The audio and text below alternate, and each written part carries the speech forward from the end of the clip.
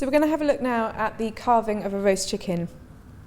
Our chicken was sitting in a roasting tin with, first of all, the neck, which was part of the giblets which were inside the chicken. So always ensure when you buy your chicken that you do remove the plastic bag out of the inside. So we pop the neck into the bottom, along with a cut up lemon, a garlic bulb cut in half horizontally, and then also just a little bit of water at the bottom of the roasting tin. What that will ensure is that as your chicken's cooking, as long as you've got it covered in tin foil, that it's going to have a nice steam in there. The water's going to help to keep it moist. And then for the last half an hour or so, remove the tin foil and spread lots and lots of melted butter on the top, and to then allow it to cook and to actually brown up. The garlic that we've got in here is great to then use whether you wanted to keep it and put it into mashed potato, because it's completely soft, squidgy garlic cloves, so you could use that in another dish if you wanted to, and it would have taken on all the chicken flavour. The carving of a chicken, there are various different ways of doing it, and there's the very traditional way of taking the whole chicken to the table and carving it just neatly sliced through along the breast, and then also to take the meat off the legs. The way I'm going to show you is a little bit easier if you're happy to then present it onto a plate or onto a platter and then to take it to the table. And it's a much easier way of doing your chicken or your turkey. What we want to do, the first thing is, similar to how you would joint a chicken, is we just want to cut through the leg area where the leg and the breast meet.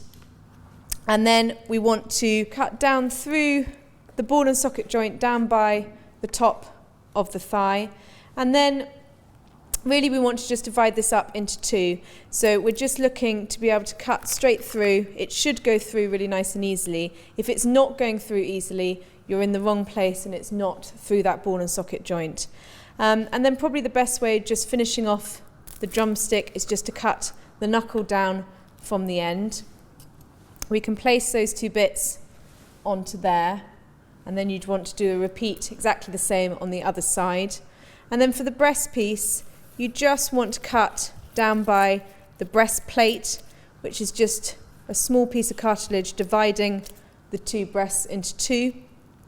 And once you've gone down through there, you can then just remove the breast as a whole piece, just coming down against the cartilage, and just to then remove that and to take that off as a whole piece.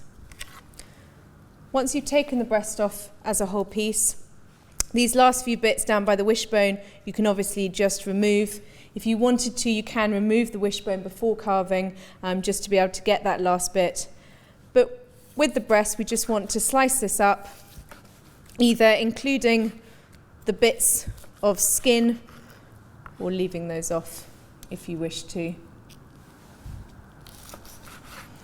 But it makes it a lot easier when you come to carving your turkey at Christmas time and things like that as well, or any other game birds that you might be doing.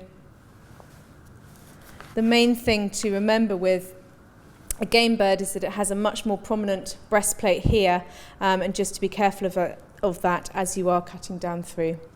And then just that last bit just onto there, and then really it's just a repeat exactly the same on the other side.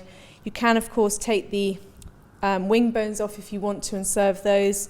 And the other one thing to do just before you finish carving is just to remove this little pocket at the back here, which is called the oyster, which just sits in that small little cavity just in there, and that part there is the tastiest part of the chicken, so you do want to remember to remove those bits and serve those, or keep them for yourself and don't tell anyone else about them. And that then, if you wanted to, you can take off some of these juices out of the pan. You can just serve it as a very kind of thin buttery gravy, or if you wanted to, you could make a proper gravy from that, and use all the juices from the pan, and maybe include some of your garlic and lemon and things like that are in there as well. But that's then your classic roast chicken.